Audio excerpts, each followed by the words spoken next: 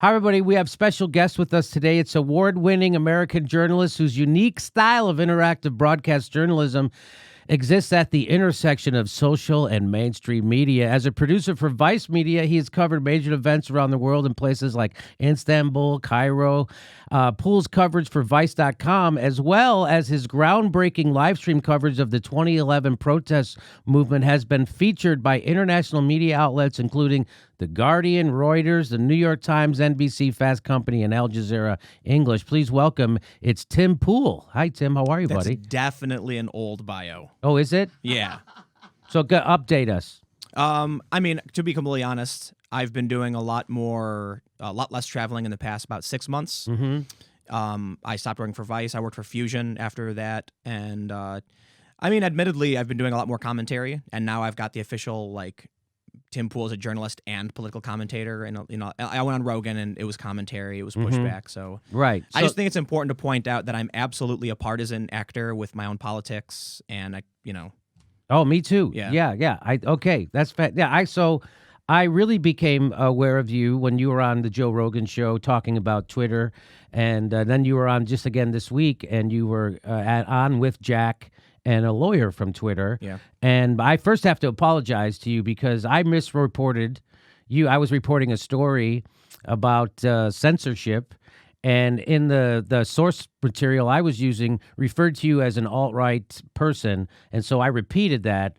I hope I didn't make a big deal out of it because I didn't know you at the time. I didn't know, so I showed the source material, and that was coming from them. But that's incorrect.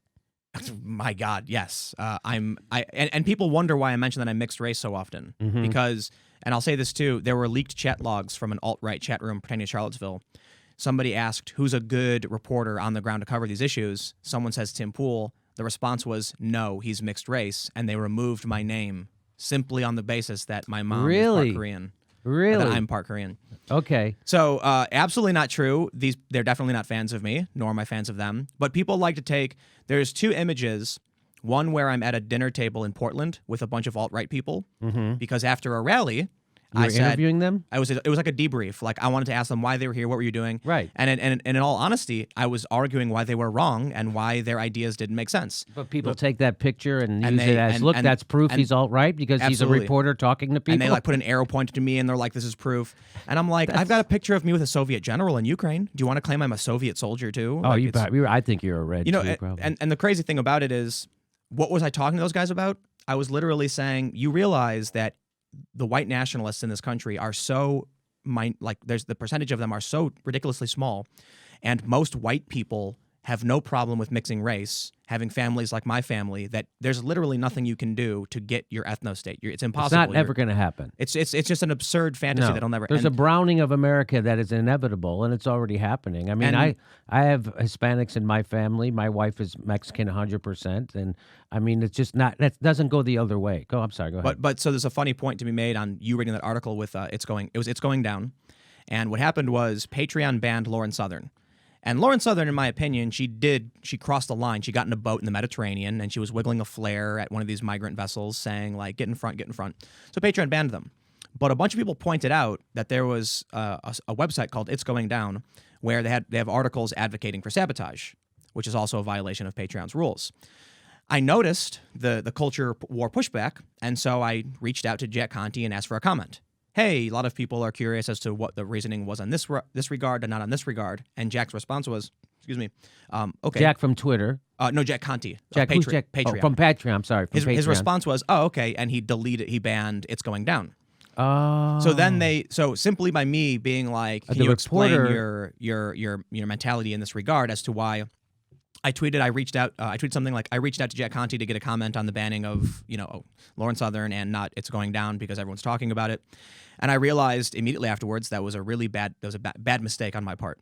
And so something interesting happened on the Rogan pod. So then they wrote an article claiming Tim Pool and the alt-right got them banned. And then right. So that was why it was a mistake, because of the optics, not because of what you were doing, but because of what it looked like you were doing. Well, I think the activists were mad because, people are mad at Oliver Darcy of CNN because he covered the story that got Alex Jones banned. Right. And I've said time and time again, like, while I do think Oliver understood what he was doing because he said media pressure got Jones banned, Right. I think it would be unfair to claim that he was actively trying to make that happen. While I think you could say to a certain degree, covering a story doesn't mean you're advocating for an outcome.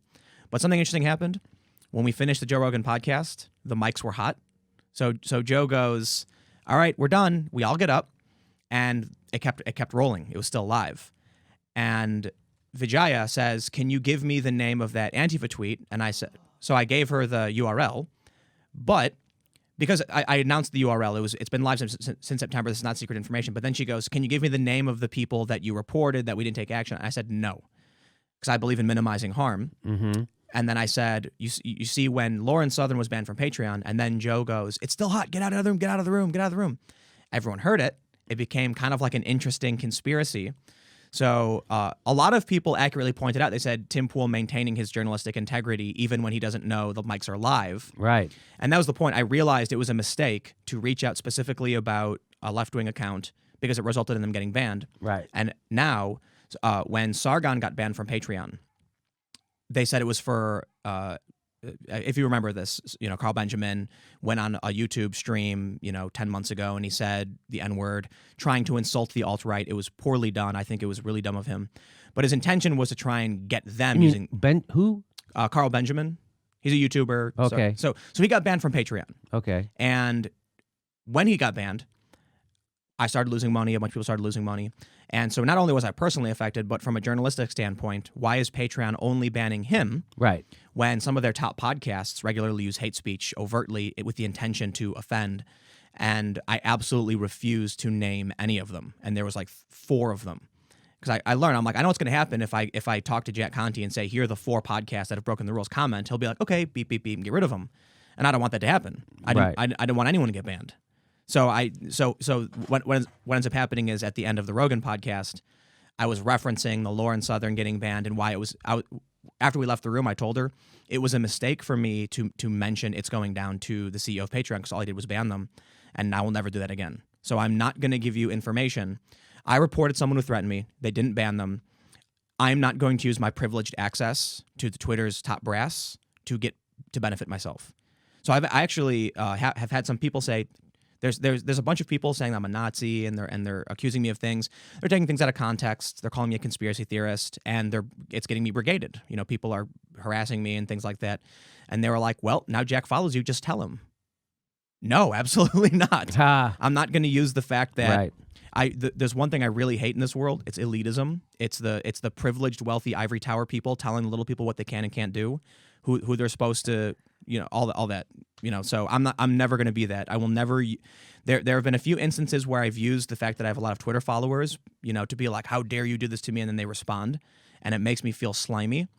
But at the same time, I'm like, if I want to tweet because I'm mad at a company, I'm not going to hold back on that. But I will absolutely not use the fact that Jack Dorsey is now following me on Twitter to get my personal enemies removed from the platform. Never. In fact, I would advocate for all of these weird, lefty types who want to call me a Nazi. They're allowed to do it. Absolutely. I just think it's, again, we're going to get into it right now. I think it's very weird, the left calling for censorship, but there's a real movement on the left that doesn't believe in free speech. Did you know that? Burning free speech signs. Well, I mean, if you look at my YouTube channel, it's very obvious I hyper-focused on these kinds of people, to self-criticize myself. My YouTube channel, when you look at it, you're like, whoa, this guy's clearly only talking about one thing. I'm like, I have multiple channels. I'm doing a new channel that's going to be more focused on news to try and remedy that problem. But for me, it's like I talk about what I care about. And when I have people all day and every day saying, censorship, that freaks me out. Yeah, me too. That's why I push back against Russiagate. One of the reasons why I push back against Russiagate so hard at this show is because the people who are pushing it on the left, that's the weird thing, that they're now doing the work of their enemies, right? So like with Trump in office. With Trump in office, you're literally handing him a red scare and a reason to crack down on people's speech. And that's exactly what's happening. They banned 800 pages on Facebook last October. They're continuing to do it with In the Now. They just did it to them. They banned, and they just made up a rule overnight. Overnight, in the middle of the night, they made up a rule. You have to tell everybody who's funding you. Nobody else has to do that. When I go to watch a Comedy Central video or a Trevor Noah video, it doesn't say, "Hey, this is owned by Viacom." Oh, thanks. I want to know that. CNN doesn't. When you go to CNN, doesn't say we're owned by AT&T. It doesn't say that on there. Doesn't. Nobody else. There's no other people that have to do that now. Yep. Except anyway. So you were on, and this is why I really wanted to have you. I didn't know anything about all the controversy you've been involved in. This is interesting. Oh, well, it's the culture war. You know what I mean? Yeah. So, but you're on the left. Well, I'll do a political compass test. I am center left, right? So I was a big Bernie supporter in 2015.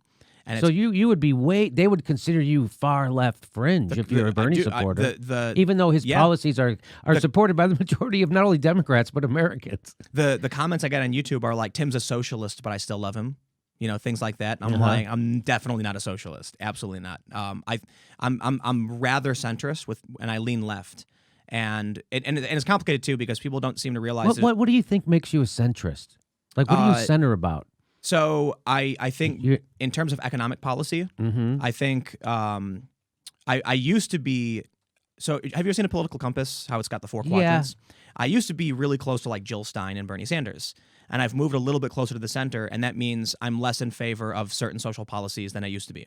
Okay. But I still fall on the left in that, like I tweeted about it. Like what would be one of those social policies you're less progressive tax, hands down, 100%. You're against the progressive? No, I'm for the progressive tax. Oh, okay. So that makes you more progressive then. That's what I mean. So I think the minimum wage is here's what puts me at odds with conservatives.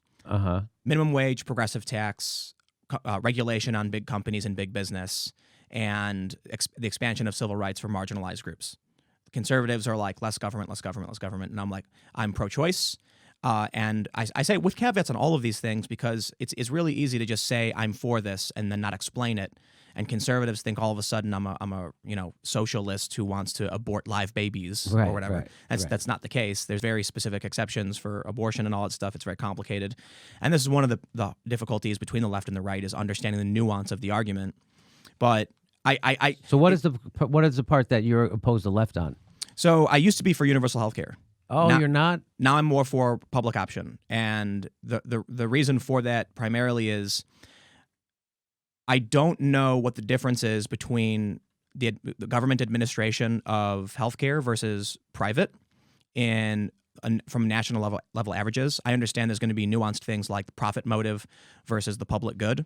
But I kind of felt like if we reduce all of our choices to one, we could create a situation where the government has no obligation to do better and fix the bloat. And my reference for this is how the school system has progressed. I look at a lot of the social programs we have and I'm like, well, we definitely need to expand social programs. We definitely need a progressive tax. We need to keep social inequality in check. Otherwise, the entire system will collapse from, wealth inequality creates destabilization. But when I look at schools and certain welfare programs, it feels like the response from government tends to be, we get a cut on our arm. Let's put a Band-Aid on it. A month later, well, it's starting to fester. Let's put a Band-Aid on it. And then eventually you've got this big, they keep wrapping more bandages. At a certain point, you got to wipe it off, clean the wound, and rebandage it. And so my concern is there needs to be something to incentivize a government program entirely on its own. Look, when you look at the post office. See, to me, Obamacare is a Band-Aid. And it's a agree. big bunch of Band-Aids, different Band-Aids, and it's there to protect the profit motive and make sure it stays somehow in healthcare, and it still leaves 30 million people out. I agree. So if we just had Medicare like the rest of the world has figured out decades ago, it would save everybody money, we'd all have better healthcare and we'd all have better outcomes. So I don't understand what you could be against on that. I absolutely want everyone in the United States to have access to healthcare, and it's just. For one, it's really complicated, and I don't know if I'm smart enough to like. This is my opinion. I'm not smart enough either, but I know that there are people who are smart enough, and they figured it out in every other country decades ago. How big are the countries? France, UK, Germany. So here's the thing, Canada, right? Between 30 and 60 million. I mean, each. Russia has fucking Medicare for all, for F's sake. I mean, we're the last people on Earth who hasn't figured this out. There's a few other really other countries that haven't, that makes us look really, really bad in that regard too. So first, we're like 39th, I think, on health outcomes in the world, the richest country in the world.